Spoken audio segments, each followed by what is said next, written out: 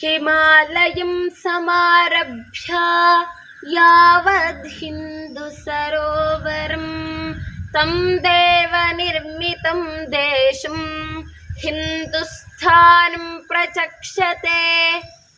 ಶ್ರೀ ಗುರುಭ್ಯೋ ನಮಃ. ಈ ಒಂದು ಶ್ಲೋಕವನ್ನ ಹಿಂದಿನ ಭಾಷಣದಲ್ಲೇ ಕೇಳಿದ್ದೇವೆ. ದೇಶ ಎಂಬ ಭಾಷಣದಲ್ಲಿ ನಾವು ದೇಶದ ಸಂರಕ್ಷಣೆಯನ್ನ ಹೇಗೆ ಮಾಡಬೇಕು, ದೇಶದ ವಿಸ್ತಾರ ಹೇಗಿದೆ ಎಂಬುದನ್ನೆಲ್ಲ ತಿಳಿದುಕೊಂಡಿದ್ದೇವೆ. ಉತ್ತರಂ ಯತ್ ಸಮುದ್ರಸ್ಯ ಹಿಮಾದ್ರೇಶ್ಚೈವ ದಕ್ಷಿಣಂ ಅಂತನೂ ಕೇಳಿದ್ದೇವೆ. ತದ್ವರ್ಷ ಭಾರತಂ ನಾಮ ಭಾರತಿ ಯತ್ರ ಸಂತತಿ ಎಂಬುದನ್ನು ಕೂಡ ಕೇಳಿದ್ದೇವೆ. ಜನನಿ ಜನ್ಮಭೂಮಿಶ್ಚ ಸ್ವರ್ಗಾದಪಿ ಗರೀಯಸಿ ಎಂಬ ಸೂಕ್ತಿಯನ್ನು ಕೂಡ ಕೇಳಿದ್ದೇವೆ. ನಮಗೆ ಗೊತ್ತಿರುವ ಹಾಗೆ ಭಾರತ ದೇಶವು ಸಮೃದ್ಧವಾದಂತಹ ದೇಶವು, ಎಲ್ಲವನ್ನ ನೀಡುವಂತಹ ದೇಶವಾಗಿದೆ. ಭಾವ ತಾಳ ರಾಗದಿಂದ ಕೂಡಿದಂತಹ ಏಕೈಕ ದೇಶ ನಮ್ಮ ಭಾರತ ದೇಶ ಎಂಬುದು ನಮಗೆ ತಿಳಿದಿರುವಂತಹ ವಿಷಯವೇ. ಇಲ್ಲಿಯ ತನಕ ನಾವು ನಮ್ಮ ಭಾಷಣದಲ್ಲಿ ಕೆಲವಷ್ಟು ವಿಚಾರಗಳನ್ನ ತಿಳಿದುಕೊಂಡಿದ್ದೇವೆ. ನಾವು ಈ ಒಂದು ಜಗತ್ತಿನಲ್ಲಿ ಹುಟ್ಟಿ ಇಲ್ಲಿ ಇಷ್ಟು ಸುಖಕರವಾಗಿ ಬೆಳೆದು ಆಟ ಆಡುತ್ತಾ ಬೆಳೆದು ವಾಸಿಸುತ್ತಾ ಕೆಲವಷ್ಟು ಮಂದಿ ಭಾಷಣಗಳನ್ನ ಆಲಿಸುತ್ತಾ ಸಂತೋಷದಿಂದ ಸಂಬಂಧಿಕರೊಂದಿಗೆ ಒಟ್ಟುಗೂಡಿ ಮಕ್ಕಳೊಂದಿಗೆ ಆಟವಾಡಿ ಮಕ್ಕಳಿಗೆ ಒಳ್ಳೆ ಪಾಠಗಳನ್ನ ಸಂಸ್ಕಾರಗಳನ್ನ ಕಲಿಸಿಕೊಡುತ್ತಿರುವುದು ನಮ್ಮ ಸೌಭಾಗ್ಯ. ಇದಕ್ಕೆಲ್ಲ ಕಾರಣ ನಾವು ವಾಸಿಸುತ್ತಿರುವಂತಹ ನೆಲ, ಭೂಮಿ. ನಾವು ವಾಸಿಸುತ್ತಿರುವಂತಹ ಭೂಮಿ ಸಮೃದ್ಧವಾಗಿದೆ.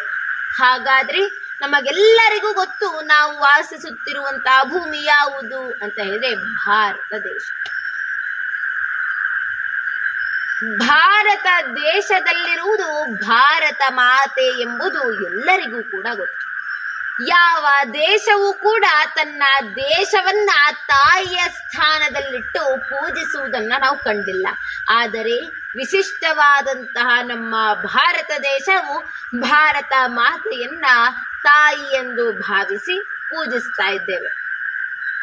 ಹಾಗಾದ್ರೆ ತಾಯಿಯೊಂದಿಗೆ ಮಾತನಾಡದೆ ಹಲವು ದಿನಗಳು ಕಳೆದಿವೆ. ತಾಯಿಯೊಂದಿಗೆ ಮಾತನಾಡಬೇಕಾದದ್ದು ಮಕ್ಕಳ ಆದ್ಯ ಕರ್ತವ್ಯ. ನಾವೆಲ್ಲರೂ ಕೂಡ ಭಾರತ ದೇಶದಲ್ಲಿರುವ ನಾವೆಲ್ಲರೂ ಕೂಡ ಭಾರತ ಮಾತೆಯ ಮಕ್ಕಳಲ್ಲವೇ?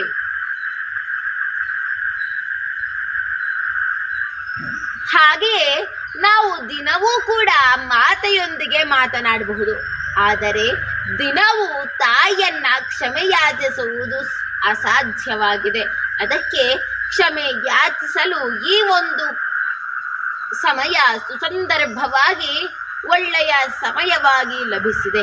ಈ ಒಂದು ಸಮಯವನ್ನ ಸದುಪಯೋಗ ಮಾಡಿಕೊಂಡು ನಮ್ಮ ಮಾತೆಯಾದ ಪೂಜನೀಯಳಾದಂತಹ ಭಾರತ ಮಾತೆಗೆ ರಕ್ಷಿಸು, ಪೋಷಿಸು, ಭಾರತವನ್ನ ಮುನ್ನಡೆಸು, ಹಾಗೆ ನಮ್ಮನ್ನೆಲ್ಲರನ್ನು ಕ್ಷಮಿಸು ಎಂಬುದನ್ನು ನಾವೆಲ್ಲರೂ ಸೇರಿಕೊಂಡು ಕೇಳಿಕೊಳ್ಳೋಣ. ಮೊದಲು ತಾಯಿ ಭಾರತಿಗೆ ನಾವು ಹೇಗೆ ನಮನವನ್ನ ಸಲ್ಲಿಸಬೇಕು ಅಂತ ಹೇಳಿದ್ರೆ, ನಮ್ಮಲ್ಲಿರುವಂತಹ ಭಾವನೆಗಳು ತಾಯಿಯ ಮುಂದೆ ಹೇಳ್ಕೋಬೇಕು. ಯಾಕೆ ಅಂತ ಹೇಳಿದ್ರೆ, ಹೇಗೆ ನಮ್ಮ ಹೆತ್ತ ತಾಯಿಯ ಮುಂದೆ ಕಷ್ಟಗಳನ್ನ ಹೇಳ್ಕೊಳ್ತೇವೆ, ಸುಖಗಳನ್ನ ಹಂಚ್ಕೊಳ್ತೇವೆ, ಹಾಗೆ ಅನೇಕ ಸಂಗತಿಗಳನ್ನ ಹಂಚ್ಕೊಳ್ತೇವೆ. ಹಾಗಾದ್ರೆ ಹೆತ್ತ ತಾಯಿ ಹೊತ್ತ ನಾಡು ಸ್ವರ್ಗಕ್ಕಿಂತಲೂ ಮಿಗಿಲು ಎಂಬಂತೆ ಹೊತ್ತ ನಾಡಾದ ಭಾರತ ಮಾತೆಯ ಮಡಿಲಲ್ಲಿ ನಾವಿದ್ದೇವೆ. ಭಾರತ ಮಾತೆಗೂ ಕೂಡ ನಮ್ಮ ಕಷ್ಟ ಅರ್ಥ ಆಗೋ ಕಾರಣ ಕಷ್ಟಗಳನ್ನ ಹೇಳ್ಕೊಳ್ಳುವಂತಹ ಪ್ರಯತ್ನವನ್ನ ನಾವು ವಾರಕ್ಕೆ ಒಮ್ಮೆಯಾದರೂ ಮಾಡಬೇಕು. ಕಷ್ಟಗಳನ್ನು ಹೇಳಬೇಕು, ನಮಿಸಲೂಬೇಕು, ಸುಖಗಳನ್ನು ಕೂಡ ಹಂಚಿಕೊಳ್ಬೇಕು. ಆಗ ಮಾತ್ರ ಭಾರತ ಮಾತೆ ತಾಯಿಯ ಸ್ಥಾನದಲ್ಲಿರುವುದಕ್ಕೆ ಸಾರ್ಥಕವಾಗತ್ತೆ. ಈಗ ನಾವೆಲ್ಲರೂ ಸೇರಿ ಭಾರತ ಮಾತೆಗೆ ಕ್ಷಮಿಸುವಂತಹ ಕ್ಷಮಾಪಣೆಯನ್ನ ಕೋರೋಣ. ನಾವೆಲ್ಲರೂ ಈಗ ಭಾವಿಸೋಣ ಏನಂತ ಹೇಳಿದ್ರೆ, ಭಾರತದಲ್ಲಿ ವಾಸಿಸುತ್ತಿರುವಂತಹ ನಾವು ಒಂದು ಗುಡಿಗೆ ಹೋಗಿದ್ದೇವೆ. ಗುಡಿ ಎಂದರೆ ದೇವಸ್ಥಾನ. ದೇವಸ್ಥಾನಕ್ಕೆ ಹೋಗಿದ್ದೇವೆ. ಅಲ್ಲಿಯ ಆರಾಧ್ಯ ದೇವತೆ ಭಾರತ ಮಾತೆ. ಭಾರತ ಮಾತೆ ಪೂಜೆ ಮಾಡಿಸ್ಕೊಳ್ತಾ ಇದ್ದಾಳೆ. ಅರ್ಚಕರು ಪೂಜೆಯನ್ನ ಮಾಡ್ತಾ ಇದ್ದಾರೆ. ನಾವೆಲ್ಲರೂ ಶ್ಲೋಕಗಳನ್ನ ಹಾಗೆ ಹಾಡನ್ನ ಹಾಡ್ತಾ ಇದ್ದೇವೆ. ದೇಶ ಭಕ್ತಿ ಗೀತೆಯನ್ನ ಹಾಡ್ತಾ ಇದ್ದೇವೆ. ನಮ್ಮ ತಾಯಿ ಭಾರತಿ, ನಮ್ಮ ಹಿಂದೂ ಸಂಸ್ಕೃತಿ, ನಮ್ಮ ತಾಯಿ ಭಾರತಿ, ನಮ್ಮ ಹಿಂದೂ ಸಂಸ್ಕೃತಿ. ಭಾಷೆ ಬೇರೆ ಭಾಷೆ ಬೇರೆ, ವೇಷ ಬೇರೆ, ದೇಶ ಮಾತ್ರ ಒಂದೇ ಎಂದು ಹಾಡ್ತಾ ಇದ್ದೇವೆ. ಮುಂದೆ ಈ ರೀತಿಯಾದಂತಹ ದೇಶಭಕ್ತಿ ಗೀತೆಗಳನ್ನ ಹಾಡ್ತಾ ಇದ್ದೇವೆ. ಹಾಡುತ್ತಾ ಕೊನೆಗೆ ಮಂಗಳಾರತಿ ಆಗತ್ತೆ. ನಾವು ದೇವರ ಹತ್ತಿರ ಪ್ರಾರ್ಥಿಸ್ಕೊಳ್ತಾ ಇದ್ದೇವೆ. ಏನಂತ ಪ್ರಾರ್ಥಿಸ್ಕೊಳ್ತಾ ಇದ್ದೇವೆ ಅಂತ ಈ ಒಂದು ಭಾಷಣದಲ್ಲಿ ತಿಳಿದುಕೊಳ್ಳೋಣ. ತಾಯೇ ಭಾರತೀಯೇ, ನೀನು ನಮ್ಮನ್ನು ರಕ್ಷಿಸು ಅಂತ ಕೇಳ್ತಾ ಇದ್ದೇವೆ. ನಂತರ ನಾವು ತಾಯಿ ಹತ್ರ ಹೇಗೆ ಪ್ರಾರ್ಥನೆಯನ್ನ ಮಾಡ್ತಾ ಇದ್ದೇವೆ ಅಂತ ಕೇಳಿಕೊಂಡು ಮುಂದಿನ ಭಾಷಣವನ್ನ ಕೇಳಿಸ್ಕೊಳ್ಳೋಣ. ಮೊದಲು ತಾಯಿ ಭಾರತಿಗೆ ನಮಿಸೋಣ. ಎಲ್ಲರೂ ಕೂಡ ಕೈ ಜೋಡಿಸೋಣ, ಕಣ್ಣನ್ನು ಮುಚ್ಚಿಕೊಳ್ಳೋಣ. ಅನಂತರ ಭಾರತ ಮಾತೆಯಲ್ಲಿ ಕೇಳಿಕೊಳ್ಳೋಣ. ಹಿಂದೂಸ್ಥಾನ ಎಂದು ಪ್ರಸಿದ್ಧವಾಗಿದೆ ತಾಯಿ ನಿನ್ನ ದೇಶವು. ಹಾಗೆಯೇ ಹಿಂದೂ ಮಹಾಸಾಗರದಿಂದ ಹಾಗೆ ಹಿಮಾಲಯದಿಂದ ಆವೃತವಾದಂತಹ ನೀನು ನಮ್ಮೆಲ್ಲರ ತಾಯಿ. ನಾನು ನಿಮ್ಮ ಮಕ್ಕಳು. ಹಾಗೆ 84 ಲಕ್ಷ ಜೀವರಾಶಿಗಳನ್ನ ದಾಟಿ ಮಾನವ ಜನ್ಮ ತಿಳಿದಿರುವುದು ನನಗೆ ಹರ್ಷದಾಯಕ. ಹಾಗೆ ನನ್ನದು ಅದೃಷ್ಟ ಜೀವನ. ಅದರಲ್ಲೂ ನಾನು ಭಾರತದಲ್ಲಿ ಹುಟ್ಟಿ ಭಾರತ ಮಾತೆ ಅಂದರೆ ನಿನ್ನ ಮಕ್ಕಳಾಗಿ, ಮಗ ಅಥವಾ ಮಗಳಾಗಿ ಹುಟ್ಟಿರುವುದು ಇನ್ನು ಯಾವುದೋ ಜನ್ಮದ ಪುಣ್ಯವೇ ಸರಿ ಅಂತ ನಾವು ಭಾವಿಸ್ತಾ ಇದ್ದೇವೆ. ಹೇ ತಾಯೇ, ನೀನು ಎಲ್ಲವನ್ನ ನಿನ್ನಲ್ಲಿ ಅಡಗಿಸಿಕೊಟ್ಟಿರುವ ಮಹಾತಾಯಿ ಎಂದು ಇಡೀ ಜಗತ್ತಿನಲ್ಲಿ ಸಾರಲು ನಿನ್ನ ಮಕ್ಕಳಾದ ನಮಗೆ ಹೆಮ್ಮೆಯಾಗತ್ತೆ. ಈ ರೀತಿಯಾದಂತಹ ತಾಯಿಯನ್ನ ಪಡೆದಿರುವುದು ಎಷ್ಟೋ ಜನ್ಮದ, ಎಷ್ಟೋ ಪುಣ್ಯದ ಫಲವೇ. ಯಾಕೆ ಅಂತ ಹೇಳಿದ್ರೆ, ಮೊದಲೇ ನಾವು ಹೇಳಿದ್ದೇವಲ್ವಾ ತಾಯೇ, ಯಥಾದೇನು ಸಹಸ್ರೇಶು ವತ್ಸೋ ವಿಂದತಿ ಮಾತರಂ ತಥಾ ಪುರಾ ಕೃತಂ ಕರ್ಮ ಕರ್ತಾರಮನುಗಚ್ಚತಿ ಎಂಬುದು ನಿನಗೆ ಗೊತ್ತೇ ಇದೆ. ಹೇಗೆ ಕರುಗಳು ತನ್ನ ಎಷ್ಟೇ ಹಸುಗಳಿದ್ದರೂ ಕೂಡ ತನ್ನ ತಾಯಿಯನ್ನ ಹುಡುಕಿಕೊಂಡು ಹೋಗುತ್ತೋ, ಹಾಗೆ ನಾವು ಹಿಂದೆ ಮಾಡಿದಂತಹ ಕರ್ಮಗಳು ನಮ್ಮನ್ನ ಹುಡುಕಿಕೊಂಡು ಬರುತ್ತೆ. ನನಗನ್ಸತ್ತೆ ತಾಯಿ, ನಾನು ಹೋದ ಜನ್ಮದಲ್ಲಿ ಅಂದರೆ ಹಿಂದಿನ ಜನ್ಮದಲ್ಲಿ ಪುಣ್ಯದ ಕೆಲಸವನ್ನ ಮಾಡಿದ್ದೆ ಅನ್ಸತ್ತೆ. ಅದಕ್ಕೋಸ್ಕರ ಪುಣ್ಯದ ಭೂಮಿಯಲ್ಲಿ ಜನ್ಮ ತಾಳಿದ್ದೇನೆ. ಆದರೆ ಪುಣ್ಯ ಭೂಮಿಯಲ್ಲಿ ಜನ್ಮ ತಾಳಿ ಏನೇನ್ ಮಾಡ್ತಾ ಇದ್ದೇನೆ ಅಂತ ನನಗಂತೂ ತಿಳಿಯದು. ಯಾವ ತಪ್ಪನ್ನ ಮಾಡ್ತಾ ಇದ್ದೇನೆ ನನಗಂತೂ ತಿಳಿಯದು. ಅದನ್ನ ಸರಿಪಡಿಸುವ ಜವಾಬ್ದಾರಿ ನಿನ್ನದೇ ತಾಯಿ ಅಂತ ನಾವು ಪ್ರತಿದಿನ ಕೇಳ್ಕೋಬೇಕು. ಹೀಗೆ ಮುಂದುವರೆದು ನಾವು ಕೇಳ್ಕೋತಾ ಇದ್ದೀವಿ. ಎಲ್ಲರೂ ಊಹಿಸೋಣ ಏನು ಅಂತ ಹೇಳಿದ್ರೆ, ಹಿಮಾಲಯದಿಂದ ಆವೃತವಾದಂತಹ ತಾಯಿ ಭಾರತಿಗೆ ನಮಿಸುತ್ತಾ, ತಾಯಿ ನಿನ್ನ ಹೆಸರಲ್ಲೇ ಇದೆ ಭಾವ ರಾಗ ತಾಳ. ಭಾವರಾಗ ತಾಳದಿಂದ ಕೂಡಿದಂತಹ ಭಾರತ ಮಾತೆ ಎಂದು ಹೆಸರಿಟ್ಟುಕೊಂಡಿರುವಂತಹ ನಿನ್ನ ಮಕ್ಕಳಾಗಿ ನಾವು ಹುಟ್ಟಿರುವುದು ಸಾರ್ಥಕವಾದಂತಹ ಜೀವನ. ಹಿಮಾಲಯವನ್ನೇ ನಿನ್ನ ರಕ್ಷಣೆಗಾಗಿ ಇಟ್ಟುಕೊಂಡಿರುವ ನೀನು ಎಷ್ಟು ಅದೃಷ್ಟವಂತೆ. ಹಾಗೆ ನಿನ್ನ ಮಡಿಲಲ್ಲಿ ಬೆಳೆದಿರುವಂತಹ ನಾವು ಇನ್ನೂ ಅದೃಷ್ಟವಂತರು.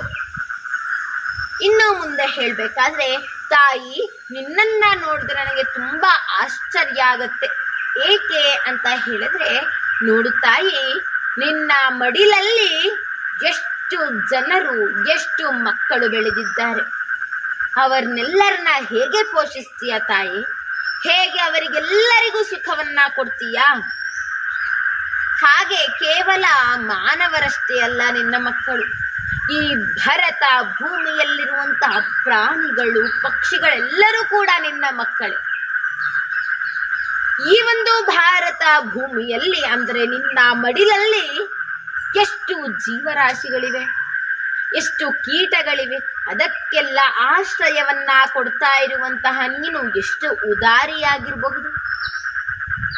ನೀನೇ ನನ್ನ ಆದರ್ಶ ಗುರು. ನಿನ್ನ ಮಕ್ಕಳಾದ ನಮಗೆಲ್ಲರಿಗೂ ಕೂಡ ಆಶ್ರಯವಾಗಬೇಕು, ಕುಡಿಯಲು ನೀರು ಸಿಗ್ಬೇಕು ಅಂತ ಹೇಳಿ ಆ ಒಂದು ಭಾವನೆಯಿಂದ ನಿನ್ನ ಮಡಿಲಲ್ಲೇ ಸಿಹಿಯಾದ ನೀರನ್ನು ಹೊಂದಿದಂತಹ ಗಂಗಾ, ಯಮುನಾ, ಸರಸ್ವತಿ, ತಪತಿ, ತಾಮ್ರಹರಣಿಗಳಂತಹ 78 ನದಿಗಳನ್ನ ಹರಿಸ್ತಾ ಇದ್ದೀಯ. ಹಾಗೆ ನಾವು ಕಂಡಿದ್ದೇವೆ ಏನು ಅಂತ ಹೇಳಿದ್ರೆ, ಸಿಹಿಯಾದ ನದಿಗಳನ್ನ ಇಟ್ಟಿದ್ದೀಯ, ಉಪ್ಪನ್ನ ನೀಡುವಂತಹ, ಉಪ್ಪಿನ ರುಚಿಯನ್ನ ನೀಡುವಂತಹ ಸಮುದ್ರವನ್ನು ಇಟ್ಟಿದ್ದೀಯ. ಹಾಗೆ ಮಳೆಯನ್ನ ತರಿಸುವಂತಹ ಬೆಟ್ಟಗಳನ್ನು ಕೂಡ ಇಟ್ಟಿದ್ದೀಯ. ಎಷ್ಟು ಬೆಟ್ಟಗಳು, ಸಪ್ತ ಪರ್ವತಗಳನ್ನ ಕಾಣ್ಬೋದು, ಮಹೇಂದ್ರ, ಮಲಯ, ಹೀಗೆ ಅನೇಕಗಳನ್ನ ಕಾಣ್ಬೋದು. ಈ ಭಾರತ ಭೂಮಿಯನ್ನ ನೋಡುವುದೇ ಒಂದು ಪುಣ್ಯ. ಅದರಲ್ಲೂ ನನ್ನ ಮಕ್ಕಳಾಗಿ ಹುಟ್ಟಿರುವ ನಾವೆಷ್ಟು ಪುಣ್ಯವಂತರು ಎಂದು ನಾವು ಹೆಮ್ಮೆಯನ್ನ ಪಡ್ತಾ ಇದ್ದೇವೆ. ತಾಯಿ, ನಮ್ಗೆ ಇನ್ನೊಂದು ಆಶ್ಚರ್ಯ ಆಗತ್ತೆ, ನಿನ್ನ ಈ ಒಂದು ಮಡಿಲಲ್ಲಿ ಎಷ್ಟು ಜನ ಆಗಿದ್ದಾರೆ, ಅವರಿಗೆಲ್ಲರಿಗೂ ಒಂದು ಆಶ್ರಯವನ್ನ ನೀಡಲು ನೀನು ಮಕ್ಕಳಿಗೆಲ್ಲರಿಗೂ ತಮ್ಮ ಗುಡಿಗಳನ್ನ ಅಂದ್ರೆ ತಮ್ಮ ಕುಟೀರಗಳನ್ನ ನಿರ್ಮಿಸಿಕೊಳ್ಳಲು ಫಲವತ್ತಾದ ಭೂಮಿಯನ್ನು ಕೊಟ್ಟಿದ್ದೀಯ. ಮಕ್ಕಳು ಹಸಿವಿನಿಂದ ಇರಬಾರ್ದು ಎಂಬ ತಾಯಿಯ ಮಮಕಾರ ನಿನ್ನಲ್ಲೂ ಇದೆ. ಅದಕ್ಕೆ ಕೃಷಿಗೆ ಬೇಕಾದಂತಹ ಫಲವತ್ತಾದ ಭೂಮಿಯನ್ನು ಕೊಟ್ಟಿದ್ದೀಯ. ಕೃಷಿಗೆ ಬಿತ್ತಿದಂತ ಬೆಳೆ ಸಮೃದ್ಧವಾಗಿ ಬೆಳೆಯಲು ನೀರನ್ನ ಒದಗಿಸ್ತೀಯ. ಕಾಲ ಕಾಲಕ್ಕೆ ಮಳೆಯನ್ನಾಗಿಸ್ತೀಯ. ಹಾಗೆ ಮನುಷ್ಯರಿಗೆ ಹಸಿವಾಗಬಾರ್ದು ಅಂತ ಹೇಳಿ ಗಿಡಗಳಲ್ಲಿ, ಮರಗಳಲ್ಲಿ ಹಣ್ಣನ್ನ ಕೊಡ್ತೀಯ. ನೀರು ಸಿಗದೆ ಹೋದ್ರೆ ಇನ್ನೊಂದು ಉಪಾಯವನ್ನ ಮಾಡಿ ತೆಂಗಿನಕಾಯಿಯಲ್ಲೂ ನೀರನ್ನ ಇಟ್ಟಿದ್ದೀಯ. ಎಷ್ಟು ರೀತಿಯಾದಂತಹ ಸಹಾಯವನ್ನ ನಿನ್ನ ಮಕ್ಕಳಿಗೆ ಮಾಡಿದ್ದೀಯ ತಾಯಿ. ಇನ್ನೂ ಆಶ್ಚರ್ಯವಾಗುವ ಸಂಗತಿ ಏನು ಅಂತ ಹೇಳಿದ್ರೆ, ನಿನ್ನವರಲ್ಲದ ವಿದೇಶಿಗರು ನಿನ್ನ ಸಮೃದ್ಧವಾದಂತಹ ಈ ಒಂದು ದೇಶಕ್ಕೆ ಆಕರ್ಷಿತರಾಗಿ ಬಂದಾಗ ಅವರನ್ನ ಭೇದ ಭಾವ ಮಾಡದೆ ನನ್ನ ಮಕ್ಕಳೆಂದೇ ಭಾವಿಸಿ ನೀನು ಅವರಿಗೂ ಕೂಡ ಆಶ್ರಯ ಕೊಟ್ಟೆಯಲ್ಲ. ನಿನ್ನ ಉದಾರತೆ ಎಷ್ಟು ಅಂತ ಹೇಳಲಿ ತಾಯಿ. ನೀನು ಅಷ್ಟು ಭೇದ ಭಾವ ಮಾಡದೆ ಆಶ್ರಯ ಕೊಟ್ಟವರೇ ನಿನಗೆ ಹಿಂಸೆ ಮಾಡಬೇಕಾದ್ರೆ, ನಿನ್ನನ್ನು ಬಂಧನದಲ್ಲಿಟ್ಟಿರ್ಬೇಕಾದ್ರೆ, ನಿನ್ನ ಮಕ್ಕಳನ್ನ ಕೊಲ್ತಾ ಇರಬೇಕಾದ್ರೆ, ನಿನ್ನ ದೇಶಕ್ಕಾಗಿ ದುಡಿಯುತ್ತಿರುವಂತ ಅನೇಕ ವೀರರನ್ನ ಗಲ್ಲಿಗೇರಿಸ್ತಾ ಇರಬೇಕಾದ್ರೆ, ಅದನ್ನೆಲ್ಲ ನೋಡಿಕೊಂಡು ನೀನು ಸಹನೆಯಿಂದ ಎಲ್ಲವೂ ಸರಿಯಾಗತ್ತೆ ಅಂತ ಕಾಯ್ತಾ ಇದ್ದೆಲ್ಲ ತಾಯಿ. ಎಷ್ಟು ಸಹನಾವಂತೆ, ನೀನೇ ನನ್ನ ಆದರ್ಶ ಗುರು ತಾಯಿ. ಹಾಗೆ ಸ್ವಾತಂತ್ರ್ಯ ಬಂದಾದ್ಮೇಲೆ ನೀನು ಖುಷಿಯಾಗಿರ್ಬೇಕಾದ ಸಮಯದಲ್ಲಿ ನಿನಗೆ ದುಃಖ. ಯಾಕೆ ಅಂತ ಹೇಳಿದ್ರೆ, ನಿನ್ನ ಸಹೋದರರಂತಿದ್ದ ಪಾಕಿಸ್ತಾನವು ವಿಭಜನೆಯಾಯಿತು. ಆ ದುಃಖದಲ್ಲಿ ನರಳಬೇಕಾದ ನೀನು ತ್ಯಾಗಮಯಿಯಾಗಿ ಪಾಕಿಸ್ತಾನವನ್ನ ಬಿಟ್ಟುಕೊಟ್ಟೆಯಲ್ಲ ತಾಯಿ, ಎಂತಹ ತ್ಯಾಗಮಯಿ ನೀನು. ತ್ಯಾಗ ಜಗತಿ ಪೂಜ್ಯಂತೆ ಪಶು ಪಾಷಾಣ ಪಾದಪಾಹ ಎಂಬ ಸುಭಾಷಿತಕ್ಕೆ ನೀನು ಮಾದರಿಯಾಗಿದ್ದೀಯ ತಾಯಿ. ಇಂದು ಪಾಕಿಸ್ತಾನವು ನಿನ್ನ ಸಹೋದರರಂತಿದ್ರೂ ಕೂಡ ಇಂದು ವಿಭಜನೆಯಾಗಿ ನಿನ್ನ ಮೇಲೆ ಆಕ್ರಮಣ ಮಾಡಬೇಕಾದ್ರೆ ಹೇಗೆ ಸಹಿಸ್ಕೊಳ್ತೀಯ ತಾಯೇ? ಓ ದೇವರೇ, ನನ್ನ ತಾಯಿಗೆ ಎಷ್ಟು ಕಷ್ಟವನ್ನ ಕೊಡ್ತಾ ಇದ್ದೀಯ ತಾಯೇ. ಇದೆಲ್ಲ ನಿನಗೆ ದುಃಖ ಆಗದೆ ಇರಬಹುದು, ಆದರೆ ಇದಕ್ಕಿಂತ ಹೆಚ್ಚು ಸಂಕಟವನ್ನ ತರುವಂತಹ ಕೆಲಸವನ್ನ ನಿಮ್ಮ ಮಕ್ಕಳು ಮಾಡ್ತಾ ಇದ್ದೇವೆ. ಕ್ಷಮಿಸು ತಾಯೇ ನಮ್ಮನ್ನ ಅಂತ ಮೊದಲು ಯಾಚಿಸ್ತೇನೆ. ಯಾಕೆ ಅಂತ ಹೇಳಿದ್ರೆ, ನಿನ್ನ ಮಡಿಲಲ್ಲೇ ಹುಟ್ಟಿ ನಿನ್ನ ಮಡಿಲಲ್ಲೇ ಹರಿತಿರುವಂತಹ ನೀರನ್ನ ಕುಡಿದು ನಿನ್ನ ಮಡಿಲಲ್ಲೇ ಬೆಳೆದಂತ ಅನ್ನವನ್ನ ಉಂಡಿ ನಿನ್ನ ಮಡಿಲಲ್ಲೇ ನಡೆದು ನಿನ್ನ ರಕ್ತವನ್ನೇ ಹಂಚಿಕೊಂಡು ಬೆಳೆದಂತಹ ನಾವುಗಳು ನಿನಗೆ ದ್ರೋಹವನ್ನು ಮಾಡುವಂತಹ ಕ್ರೂರಿಗಳಾಗಿದ್ದೇವೆ. ಎಲ್ಲ ಮಕ್ಕಳು ಕೂಡ ತಮ್ಮ ತಾಯಿಯನ್ನ ಗೌರವಿಸುವುದಾದ್ರೆ ನಾವು ಮಾತ್ರ ನಮ್ಮ ತಾಯಿಯನ್ನ ಶಿಕ್ಷಿಸ್ತಾ ಇದ್ದೇವೆ ಅಂತ ಭಾವಿಸ್ತೇನೆ. ಯಾಕೆ ಅಂತ ಹೇಳಿದ್ರೆ, ನಾವು ಭಾರತ ಮಾತೆಯನ್ನ ತಾಯಿಯ ಸ್ಥಾನದಲ್ಲಿ ಇಟ್ಟಿದ್ದೇವೆ ತಾಯಿ. ನಿನ್ನನ್ನಂತೂ ನಾವು ತಾಯಿಯ ಸ್ಥಾನದಲ್ಲಿಟ್ಟಿದ್ದೇವೆ. ನೀನೇ ಈ ಒಂದು ದೇಶದ ಮಾಲಕಿಯಾಗಿದ್ದೀಯ, ಈ ಒಂದು ದೇಶದ ರಕ್ಷಕಿಯಾಗಿದ್ದೀಯ, ನೀನೇ ಎಲ್ಲದಕ್ಕೂ ಒಡತಿಯಾಗಿದ್ದೀಯ. ನೀರು, ಜಲ, ಆಕಾಶ, ಹಾಗೆ ಭಾರತದಲ್ಲಿರುವ ಮರಗಳು ಎಲ್ಲದಕ್ಕೂ ನೀನೇ ಒಡತಿ. ದೇವಸ್ಥಾನಗಳನ್ನ ರಕ್ಷಿಸಿದ್ದೀಯ.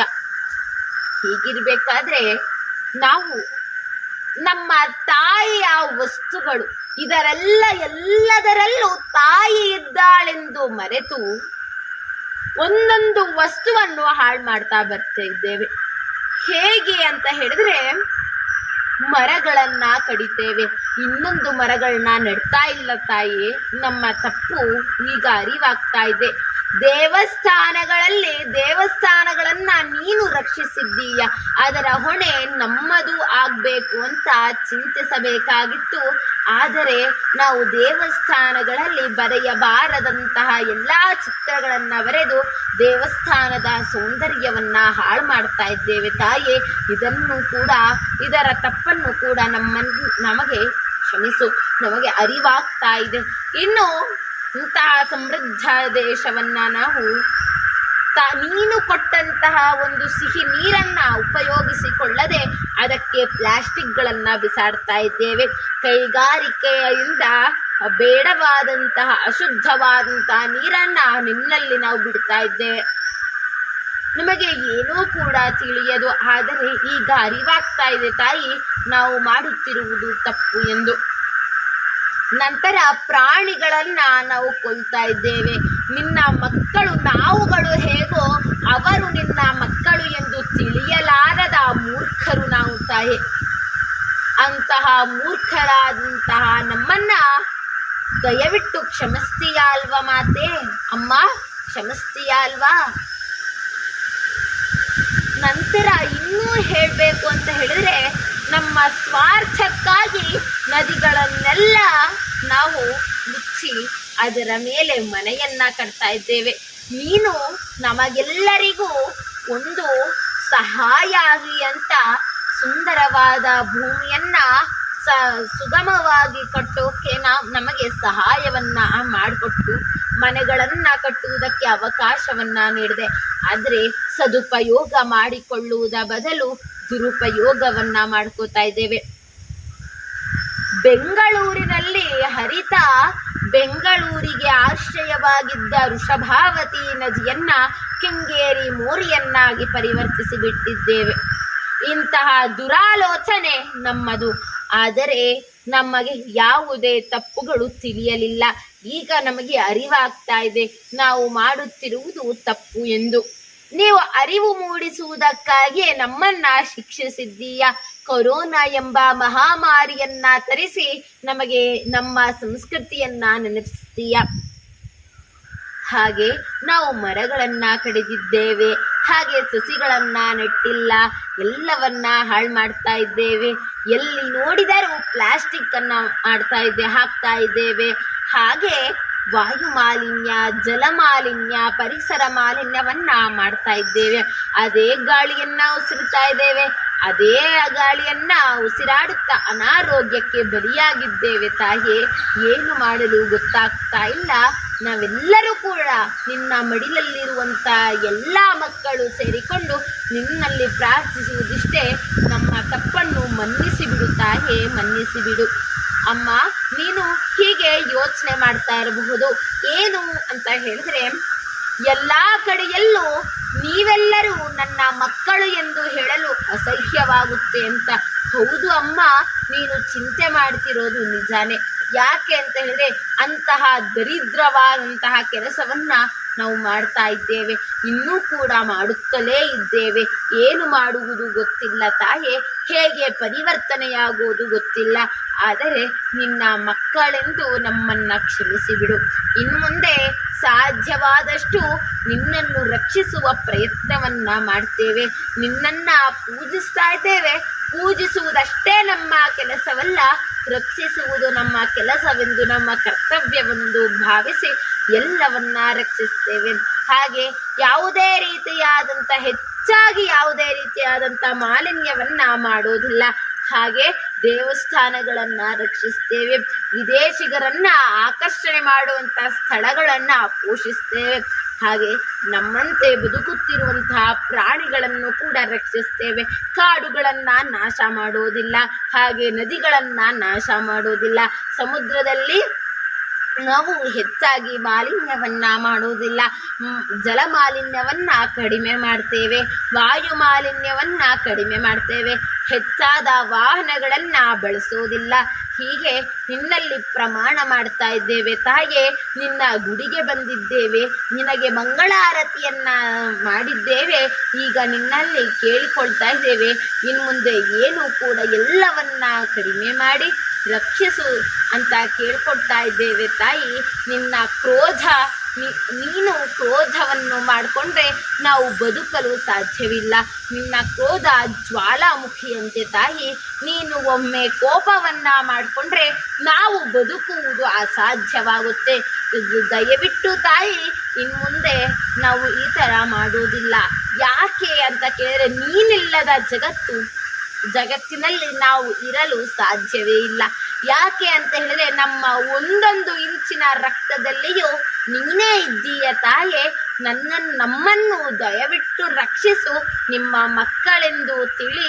ಯಾಕೆ ಅಂತ, ನಿಜವಾದ ಮಕ್ಕಳು ನಾವೇ. ಆದರೆ ನಾವು ಮಾಡುತ್ತಿರುವಂಥ ದರಿದ್ರ ಕಾರ್ಯಕ್ಕೆ ನೀನು ಹೇಗೆ ಮಕ್ಕಳೆಂದು ಒಪ್ಪಿಕೊಳ್ಳುತ್ತೀಯ ಹೇಳು? ನೀನು ಮಾಡುತ್ತಿರುವುದು ಸರಿಯೇ ತಾಯೇ, ಆದರೆ ಇನ್ನು ಮುಂದೆ ಈ ರೀತಿಯಾದಂತಹ ಕೆಲಸಗಳನ್ನ ಮಾಡುವುದಿಲ್ಲ ಎಂದು ನಾವು ಯಾವಾಗಲೂ ಕೂಡ ಪ್ರಾರ್ಥಿಸ್ತೇವೆ. ಇನ್ನು ಮುಂದೆ ನಾವು ತಿದ್ಕೋತೇವೆ ಅಂತ ಪ್ರಾರ್ಥಿಸ್ತಾ ಇದ್ದೇವೆ. ನೋಡಿ, ನಾವು ಇಷ್ಟು ಹೊತ್ತು ಕಾಲ ಭಾರತ ಮಾತೆಯನ್ನ ಪ್ರಾರ್ಥಿಸ್ಕೊಂಡ್ವಿ. ಭಾರತ ಮಾತೆ ನಮ್ಮ ಪ್ರಾರ್ಥನೆಯನ್ನ ಕೇಳಿಸ್ಕೊಂಡಿರ್ತಾಳೆ.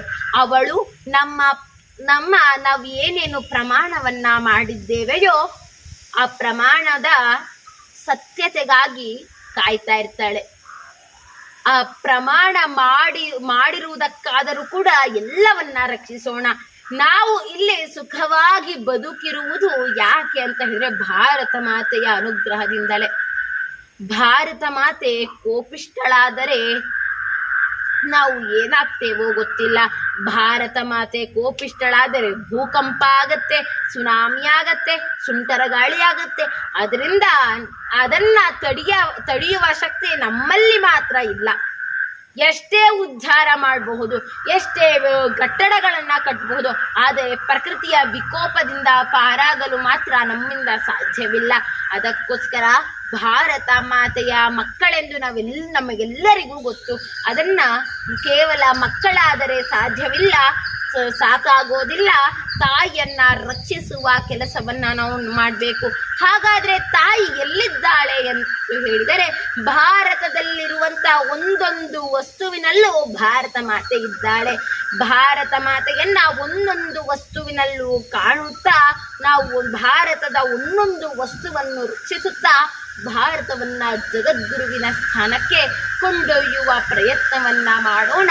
ಇಂದು ಎಲ್ಲರೂ ಕೂಡ ನಮ್ಮ ನಮ್ಮ ಮನೆಯಲ್ಲಿರುವಂತಹ ದೇವರ ಮನೆಗೆ ಹೋಗಿ ಭಾರತ ಮಾತೆಯ ಮುಂದೆ ನಾವು ನಮ್ಮ ಇಷ್ಟವಾದ ದೇವರನ್ನ ಭಾರತ ಮಾತೆ ಎಂದು ಚಿಂತಿಸಿ ನಮ್ಮ ಇಷ್ಟವಾದ ದೇವರಲ್ಲಿ ನಾವು ಪ್ರಮಾಣವನ್ನ ಮಾಡೋಣ, ಸಂಕಲ್ಪವನ್ನ ಮಾಡೋಣ.